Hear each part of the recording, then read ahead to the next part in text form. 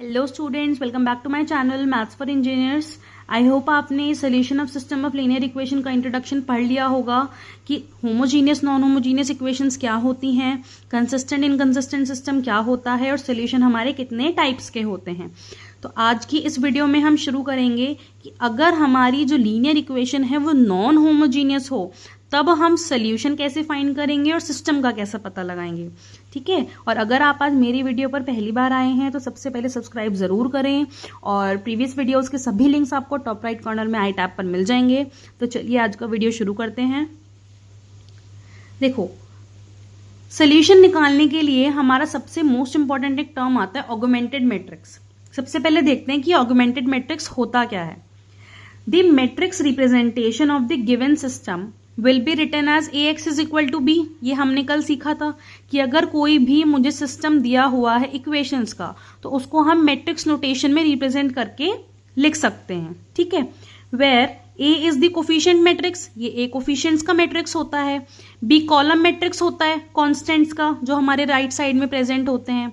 ठीक है, तो जब मैट्रिक्स होगा a और b, a और b को जब हम एक ही मैट्रिक्स के अंदर लिखेंगे जिसमें कि ए बी को हम एक सेपरेटेड डॉटेड लाइन से सेपरेट कर देंगे, यानी कि the matrix A B in which the elements of A B are written side by side is called the augmented matrix. ये augmented matrix throughout use होगा पूरे के पूरे टॉपिक में, इसी से ही क्वेश्चन की शुरुआत होगी। तो इसको अच्छे से समझ लो कि जब हम मैट्रिक्स ए और मैट्रिक्स बी को साइड बाय साइड लिख देंगे एक ही मैट्रिक्स में और एक डॉटेड लाइन से उसको सेपरेट कर देंगे, तब हम उसको बोलेंगे augmented matrix A B. For example, मुझे कोई सिस्टम गिवन था, उसमें मेरा ये बन रहा है कोफिशिएंट मैट्रिक्स, ठीक है, और ये बी मेरा बन रहा है कॉन्स्टेंट्स का कॉलम मैट्रिक्स। तो अगर मुझे चाहिए ऑगमेंटेड मैट्रिक्स ए बी तो हम इसको कैसे लिखेंगे, ये ए ये बी और ये हो गया separated by the dotted lines. ठीक है, अब ऑगमेंटेड मैट्रिक्स के बाद अब आगे किस तरीके से हमें प्रोसीजर को करना है वो देखो। देखो, कुछ नहीं देखना, इस चार्ट को बहुत अच्छे से समझ लो, बहुत अच्छे से ड्रॉ कर लो। Solution of system of linear equation के क्वेश्चंस में मजा आ जाएगा करने में, कभी परेशान नहीं होगे, कभी कोई दिक्कत नहीं आएगी सॉल्व करने में। ठीक है, हम इस चार्ट को अच्छे से समझते हैं। मुझे क्या पता लग गया सबसे पहले कि जो मेरा सिस्टम है वो नॉन होमोजीनियस लीनियर इक्वेशन का है, यानी कि ax is equal to b होगा। ठीक है, तो सबसे पहला मेरा काम है ऑगमेंटेड मैट्रिक्स लिख लो a b। ठीक है, मुझे क्या करना है, a की रैंक निकालनी है, रैंक a निकालो। ऑगमेंटेड ए बी की रैंक निकालनी है, रैंक ए बी निकालो।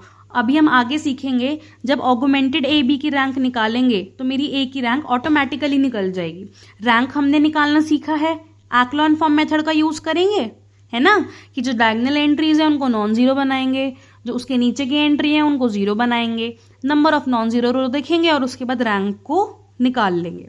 ठीक है, नेक्स्ट स्टेप क्या कह रहा है, अगर मेरा रैंक ए, पहले ये देखो, अगर मेरा रैंक ए और rank augmented A B, augmented matrix का रैंक और ए का रैंक अगर मेरा इक्वल नहीं आया तो यहां पे हमारा सीधा सीधा क्या मिल जाएगा, नो सोल्यूशन।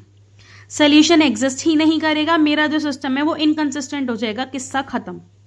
सबसे पहले क्या चेक किया, इक्वेशन नॉन होमोजीनियस है। ठीक है, नॉन होमोजीनियस के बाद ऑगमेंटेड बना लिया, ऑगमेंटेड बनाने के बाद रैंक निकाल लिया।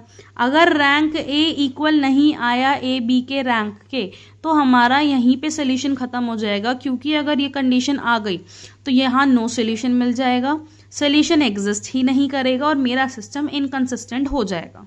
ठीक है, ये तो था अगर अनइक्वल आ गए। अब फॉर एग्जाम्पल ये दोनों जो रैंक है वो मेरी इक्वल आ गई। ठीक है, अगर ये दोनों रैंक इक्वल आ गई तो इसका मतलब मेरा सोल्यूशन एग्जिस्ट कर गया और यानी कि कंसिस्टेंट सिस्टम हो गया। अब कंसिस्टेंट तो हो गया, कंसिस्टेंट होने में दो कंडीशन आती हैं, या तो यूनिक सोल्यूशन होगा यानी कि एक वैल्यू x की मिलेगी, एक वैल्यू y की मिलेगी और एक वैल्यू z की मिलेगी, या फिर इनफाइनाइटली मेनी सोल्यूशन मिलेंगे यानी कि x y z की एक से ज्यादा वैल्यूज मिल जाएंगी। वो कैसे पता लगेगा, देखो जरा, देखो सिंपल सा मेथड है, rank A is equal to rank A B आ चुका था। ठीक है, एन मेरा क्या है, number of variables x y z, यानी कि कितनी वैल्यूज फाइंड करनी है, कितने अननोन्स गिवन है। अगर ये जो मेरी इक्वल रैंक आई ये इस एन के इक्वल आ गई तो मुझे मिल जाएगा यूनिक सोल्यूशन। ठीक है। और अगर ये जो मेरी रैंक है ये लेस देन n आ गई तो मुझे मिल जाएगा इनफाइनाइट नंबर ऑफ सॉल्यूशंस। अभी क्वेश्चन करेंगे तो इसका कॉन्सेप्ट बहुत अच्छे से समझ में आ जाएगा। एक बार और समझना है, एक बार और समझ लो क्या बोला है। सबसे पहले तो पता कर लो कि जो सिस्टम है वो मेरा नॉन होमोजीनियस लीनियर इक्वेशंस का है, यानी कि मेरा ax is equal to b मिल जाएगा। ठीक है, उसके बाद मेरा टास्क है रैंक निकालनी है ए की और रैंक निकालनी है ऑगमेंटेड मैट्रिक्स ए बी की। ठीक है, अब अगर मेरी ये दोनों रैंक अनइक्वल आ गई तो मेरा सिस्टम सीधा सीधा हो जाएगा इनकंसिस्टेंट, यानी कि नो सोल्यूशन, सोल्यूशन एग्जिस्ट ही नहीं करेगा। लेकिन अगर मेरी ये रैंक्स आ गई इक्वल, सोल्यूशन एग्जिस्ट भी कर जाएगा और कंसिस्टेंट सिस्टम हो जाएगा। ठीक है, अब कंसिस्टेंट में दो कंडीशन आती है, या तो यूनिक या इनफाइनाइटली। अब ये जो मेरी इक्वल रैंक आई थी ये अगर n के इक्वल हो गई, n क्या है, नंबर ऑफ वेरिएबल्स, यानी कि x y z जो हमें इक्वेशन में गिवन होते हैं, अगर उसके इक्वल आ गई तो यूनिक सोल्यूशन, और उससे कम आ गई, लेस देन n आ गई तो इनफाइनाइट नंबर ऑफ सॉल्यूशंस। ठीक है, अभी नेक्स्ट वीडियो में हम होमोजीनियस के लिए पढ़ेंगे कि अगर मेरी जो इक्वेशंस हैं वो होमोजीनियस है तब हम किस तरीके से पता करेंगे कि जो यूनिक सोल्यूशन है या इनफाइनाइट सोल्यूशन है या नो सोल्यूशन है।